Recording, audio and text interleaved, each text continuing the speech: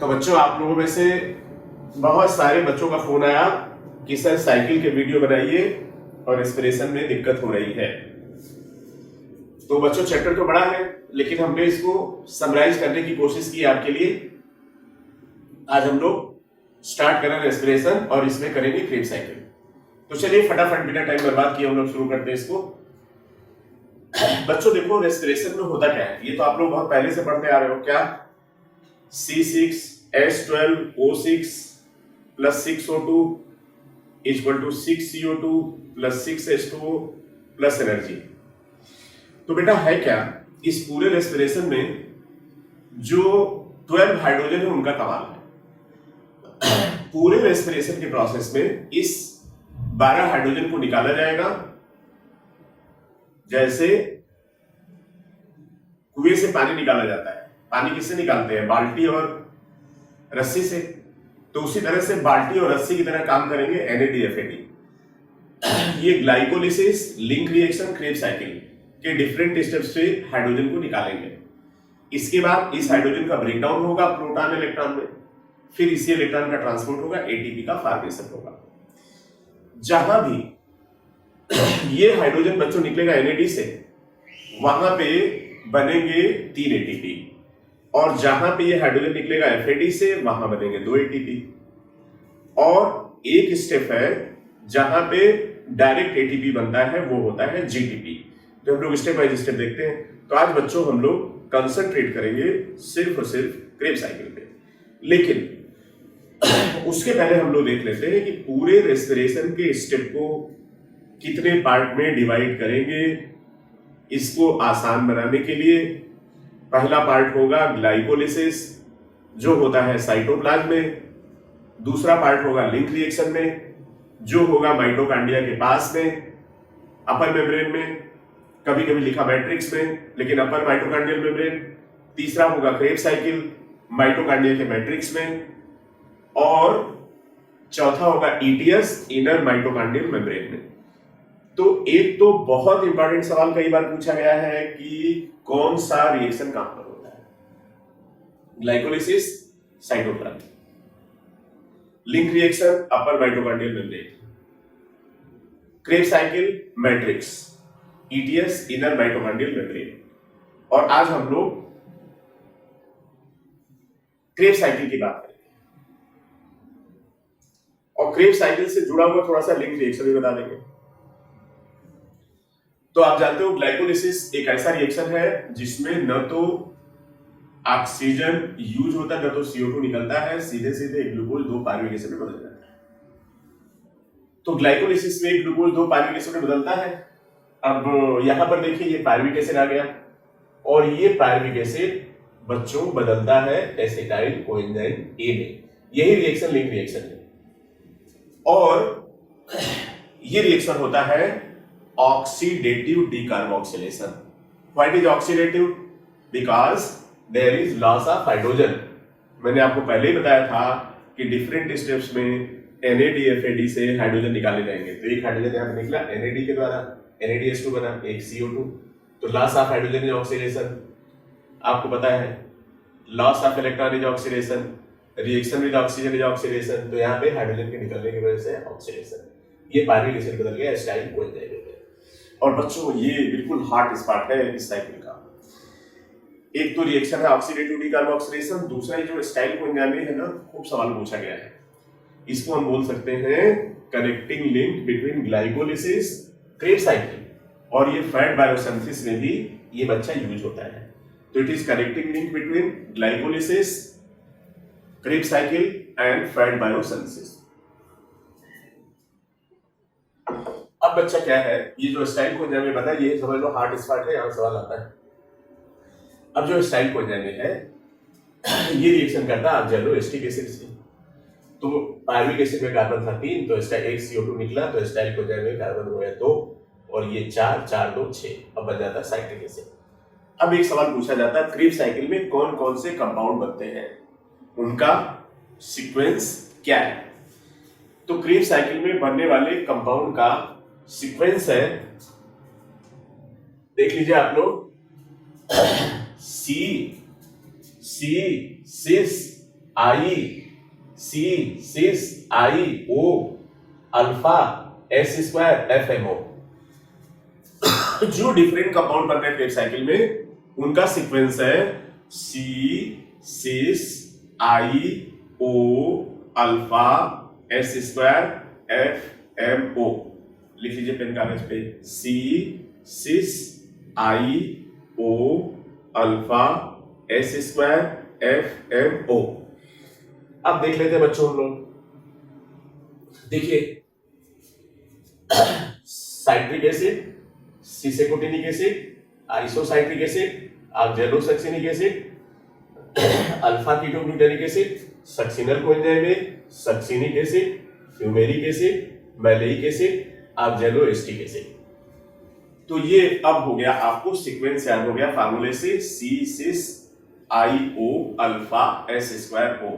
तो एक तो सवाल पूछा जाता है क्रेब साइकिल में कौन सा कंपाउंड पहले बनता है, कौन सा बाद में बनता है। अब आपको ये समझ में आ गया, अब कोई दिक्कत इसमें नहीं होनी चाहिए। देखिए ना कितना फटाफट आपको याद हो गया। दूसरा सवाल क्या बेटा पूछा जाता है कि कहां कहां से CO2 निकलता है क्रेब साइकिल में, स्टेप्स, CO2 कहां कहां से निकलता है।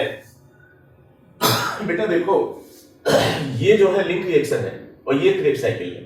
अगर पूछा जाए क्रेब साइकिल में CO2 कहां कहां से निकलता है, तो एक देखो यहां पे निकला अल्फा के पहले और अल्फा के बाद, और यहां पर एक पार्विक एसिड के बाद, लेकिन ये पार्विक एसिड जो निकलेगा ये लिंक रिएक्शन में होगा।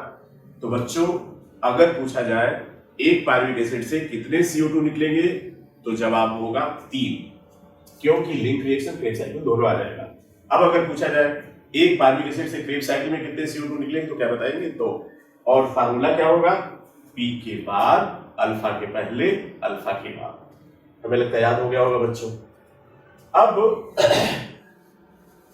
अगला सवाल है बच्चों, कहां कहां से हाइड्रोजन निकलते हैं, ये सवाल पूछा जाता है। हाइड्रोजन आप जानते हैं कि ये जब रिएक्शन होगा तो इस पूरे साइकिल में तो CO2 निकल रहा है, हाइड्रोजन निकल रहा है। हाइड्रोजन के लिए बच्चों फार्मूला क्या है, P I alpha S M। Hydrogen देखिए निकल रहा है P के बाद, P के बाद, P के बाद फिर देखिए निकलेगा आपका यहां पर I के बाद NaDH2। इसके बाद देखिए कहां निकला भाई, कहां निकला भाई, अल्फा के बाद। इसके बाद कहां निकला, F के पहले। इसके बाद निकला ऑक्जेलोएस्टिक एसिड के पहले। तो फार्मूला हुआ P I alpha S M। पूरे पार्विक एसिड से अगर हम देखेंगे तो 5 जगह हाइड्रोजन निकल रहा, P I alpha S M, P के बाद, I के बाद, अल्फा के बाद, S के बाद, M के बाद। लेकिन हर जगह ये निकलता है NAD से, लेकिन फ्यूमेरिक एसिड के पहले निकलेगा किससे भाई, FAD से। जहां देखिए जब सक्सिनिक एसिड से फ्यूमेरिक एसिड बन रहा है तो यहाँ पे किससे निकलता है, FAD से। तो इसका मतलब अगर एक पार्विक एसिड लेके चलेंगे तो क्या होगा, 4 NAD and 1 FAD। तो इसको हमने क्या लिखा है यहाँ पर, PI alpha SM, pyruvate, isocitrate, alpha ketonate, succinate और मैलेट। जिसमें सक्सिनिक के बाद फ्यूमेरिक एसिड, तो यहाँ पे कितना हो जाएगा, यहाँ पे क्या होगा, FAD। तो देखिए बच्चों P के बाद NAD, I के बाद NAD, अल्फा के बाद NAD, S के बाद FAD, M के बाद NAD। तो NAD कितने हो गए, 1 2 3 4। FAD कितना हो गया, FAD कितना हो गया, 1। तो एक पार्विक एसिड से अगर लेंगे तो 4 NAD and 1 FAD। तो एक FAD से बेटा कितना ATP, 2, और 1 NAD से 3। तो 4 NAD 12 ATP, 1 FAD 2 ATP। तो 12 2 कितने हो गए, 14 हो गए भाई। इसके बाद एक बात और याद रखिएगा कि अगर हम लोग देखें S और S के बीच में, तो यहाँ पे GTP से एक ATP का फॉर्मेशन होता है। तो एक पार्विक एसिड से अगर हम लोग कैलकुलेट करेंगे तो क्या होगा बच्चों, 4 NAD 1 FAD, 4 NAD 1 FAD 1 GTP। तो 4 NAD 4 into 3 12 ATP, 1 FAD 1 into 2 2 ATP। तो 12 तो कितने हो गए, 14, और 1 GTP कितना हो गया, 15। तो एक पायरुविक एसिड से टोटल एटीपी बनेंगे 15, याद रखिएगा। लेकिन अगर पूछा जाए एक पायरुविक एसिड से क्रेब्स साइकिल में, तो ये 3 एटीपी बेटा यहां से निकाल देंगे, कितना हो जाएगा 12 एटीपी। तो अब आपने पूरा देखा क्रेब्स साइकिल में कौन कौन से कंपाउंड है, उनका क्या सीक्वेंस है, C6IO अल्फा S2FMO। आपने देखा हाइड्रोजन कहां से निकल रहा है, PI अल्फा SM। आपने फिर देखा कहां से FADH2 निकल रहा है, तो आपने देखा फ्यूमेरिक एसिड के पहले, फिर GTP सक्सिनल कोएंजाइम और सक्सिनिक एसिड के बीच में, कनेक्टिंग लिंक बिटवीन ग्लाइकोलाइसिस और Krebs cycle acetyl coenzyme A। अब हम लोग फटाफट की पॉइंट देख लेते हैं इसके बच्चों।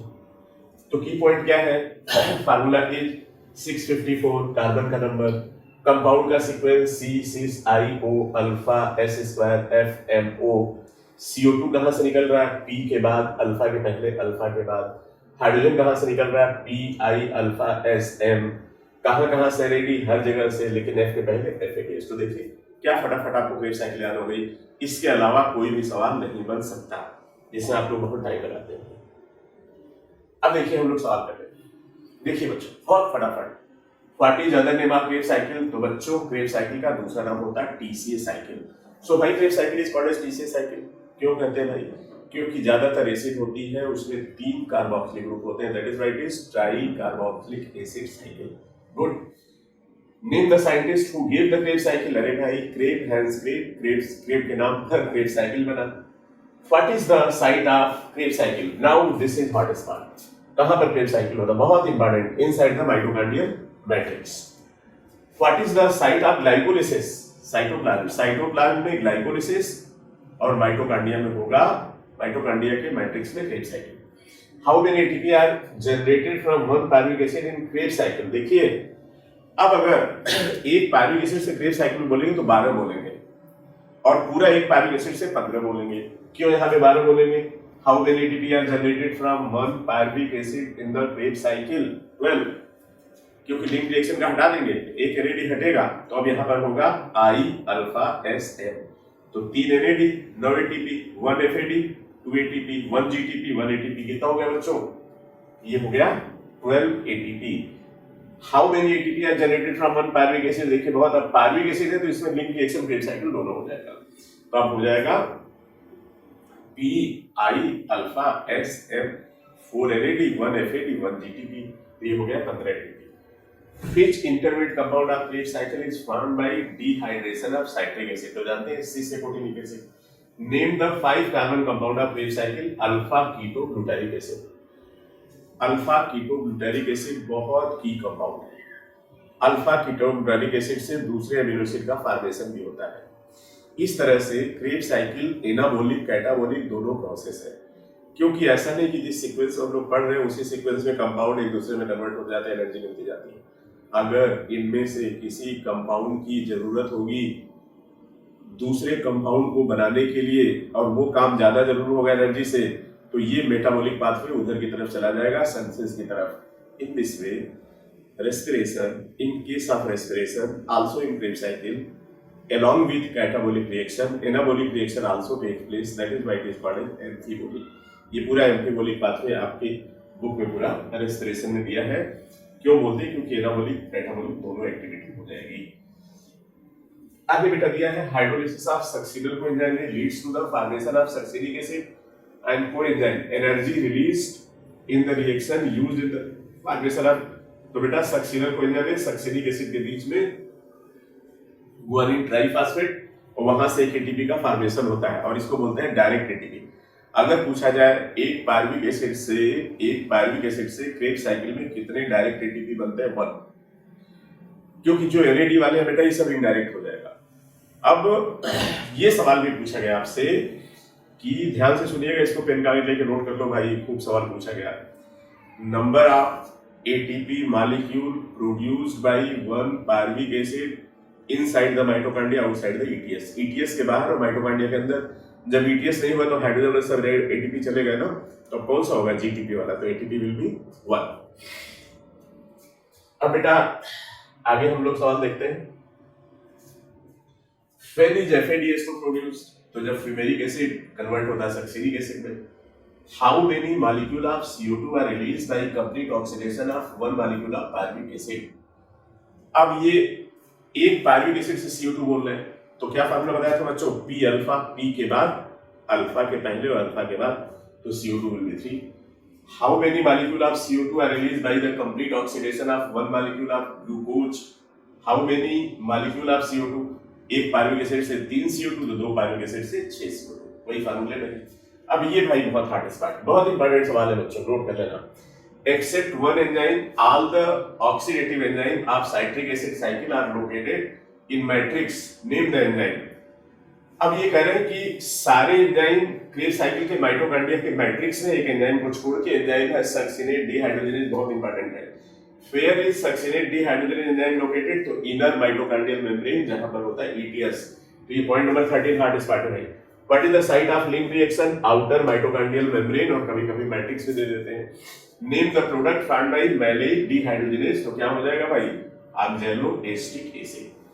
तो ये था बच्चों हमारा प्रयास क्रेब्स साइकिल के लिए. क्रेब्स साइकिल में पूरी साइकिल का सीक्वेंस, कौन कौन से कंपाउंड बनते हैं, किस सीक्वेंस में होते हैं, किसमें कितना कार्बन होता है, कहां से हाइड्रोजन निकलता है, कहां से CO2 निकलता है. एक पायरुविक एसिड देंगे तब क्या लगाएंगे, एक क्रेब्स साइकिल में पूछेंगे तब क्या लगाएंगे. तो पायरुविक एसिड देंगे तो उसमें लिंक रिएक्शन क्रेब्स साइकिल दोनों आ जाएगा, और केवल क्रेब्स साइकिल पूछे तो उसमें से हम लोग लिंक रिएक्शन निकाल देंगे. तो बच्चों हमें लगता है कि आपको समझ में आया होगा. और एक बात आपको बोलेंगे कि टाइम हम लोगों का थोड़ा बढ़ रहा है पेपर का, इसलिए आधा घंटा जरूर सारे वीडियो देखिए, एकदम कान में लीड लगाइए, एकदम आराम से सुनिए, और आप देखेंगे सारे क्वेश्चन आपको मिलेंगे जो बोले गए उन्हें. तो बच्चों आपको जैसा भी लगे आप जरूर कमेंट करिए, और चैनल को जरूर सब्सक्राइब करिए ताकि आपको नोटिफिकेशन मिले. आपके कमेंट और सब्सक्रिप्शन से हमें बहुत पॉजिटिव एनर्जी मिलती है. थैंक यू सो मच बच्चों.